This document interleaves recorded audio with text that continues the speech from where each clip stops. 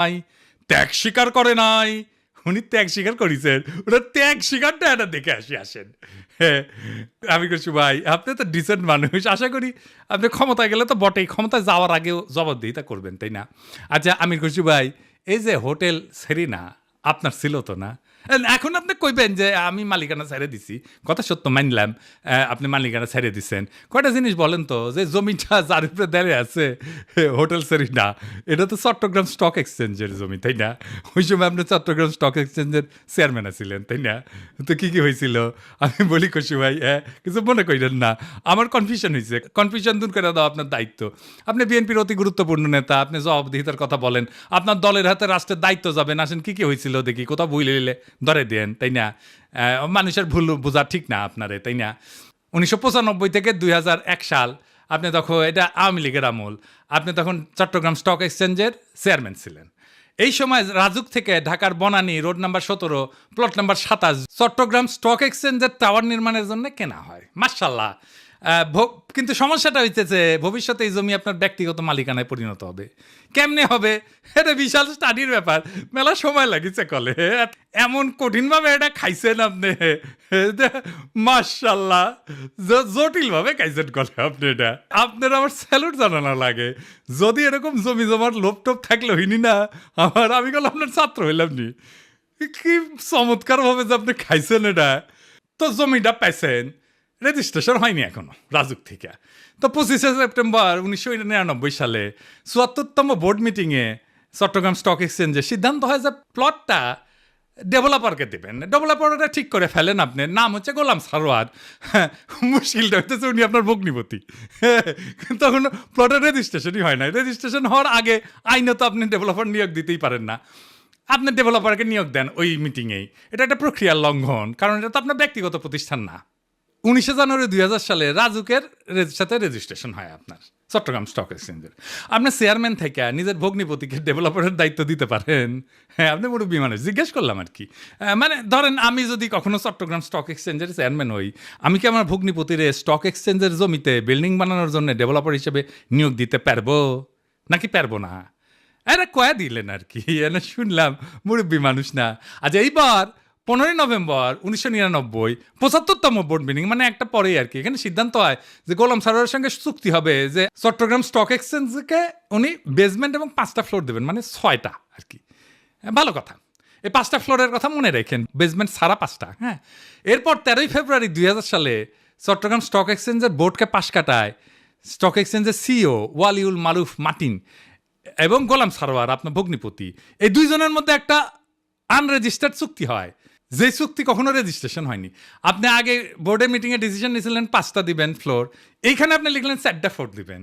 এটা কমে গেল আর কি। এইটা অবৈধ চুক্তি এবং জালিয়াতিপূর্ণ চুক্তি।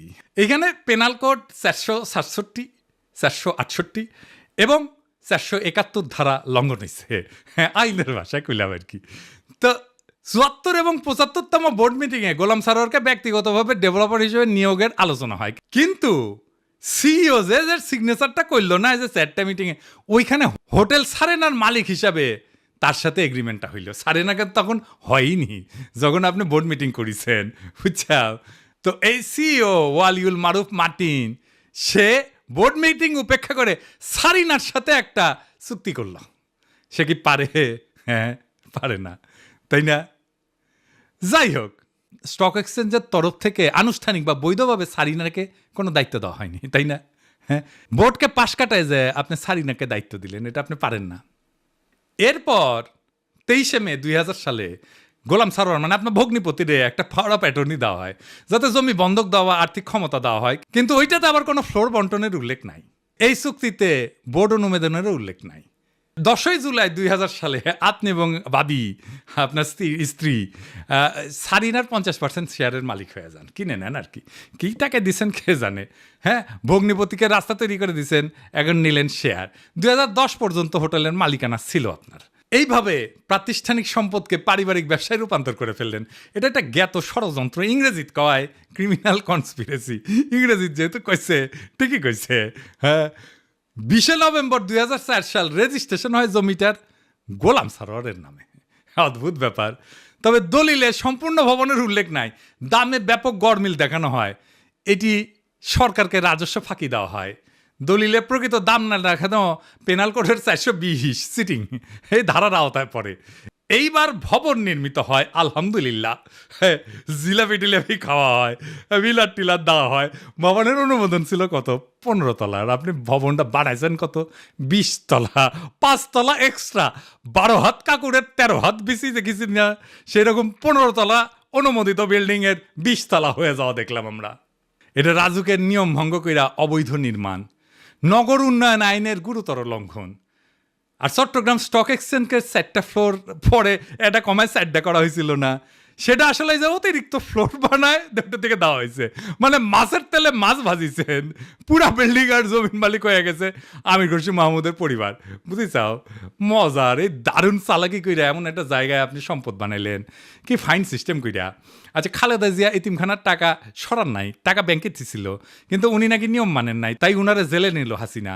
আপনার নামে কেন কোনো মামলা হইল না? আপনি তো বলেন আপনার মালিকানা নাই, মালিকানা ছিল তো ওই সময়, এক সময়, তাই না? ওই মালিকানার কি আপনি নিতে পারেন? আপনি ডিউ ডিলিজেন্স করেছিলেন, করেন নাই? আপনি জানতেন না 15 তলার পারমিশন নিয়ে 20 তলা বানানো হয়েছে? হ্যাঁ, তাও তো শেয়ার কিনেছেন। আপনার তো ডিউ ডিলিজেন্সই ধরা পড়ে যাওয়ার কথা। এই সারিনাতেই তো আপনি আবার ফার্মের বাসায় দান্দিক বোকাচোদাদের নিয়ে মিটিং করেন, কমিউনিস্টদের নিয়ে। ইনভেস্টমেন্ট সামিটের টাইমেও মিটিং করেছিলেন।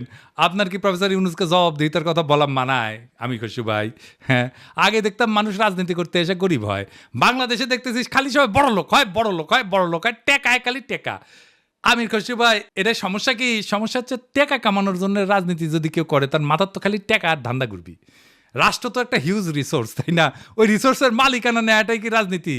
আপনি তো রিক্সাওয়ালা, ঠেলাওয়ালা, গার্মেন্টস শ্রমিক, বাস শ্রমিক, কৃষক, ক্ষেতমজুর, ক্ষুদ্র ব্যবসায়ীর কথা ভাবতে পারবেন না। দল মুরুক্ষ সদাদের পাইবেন, আইসা গালাগালি করবে। শীর্ষ নেতারা মেদিনীপুরের ভাষায় কথা বলবে, আর মুরুক্ষ সদাদের আইসা আমার মালওয়ান করবে, গালি দিবে। সব আর্কাইভ করা আছে। ইলেকশনের আগে গালির কোলাস কইরা কোন নেতার সাথে ওই মুরুক্ষ সদা ছবি তুলিছে, সেগুলো দিয়ে এপিসোড বানাবনি। মিলিয়ন মিলিয়ন দেখে দেখবি, ফ্রি ক্যাম্পেইনে করে দিব। আমি কিছু ভাই, আমি তো আমার শেষ হয়নি কথা, এটা কেস স্টাডি লিখেছি আপনার সারিনা কেলেঙ্কারি নিয়া। এই কিচ্ছা একাডেমিয়াতে ঢুকাই দেবো, খালি আওয়াজ দিচ্ছি না, আমার কথাবার্তা হয়ে গেছে গলে ফাইনাল। কেস স্টাডির নাম দিচ্ছি কি জানেন? The hotel Sarina controversy, conflict of interest and abuse of power in Bangladesh. এটা মেলা জায়গাত পড়ানো হবি, এটা কর্পোরেট গভর্নেন্সে পড়ানো হবি, কনফ্লিক্ট অফ ইন্টারেস্টে পড়ানো হবি, ম্যানেজমেন্টে পড়ানো হবি, পলিটিক্যাল সায়েন্সে পড়ানো হবি। কোনটি না, কতগুলো জায়গায়।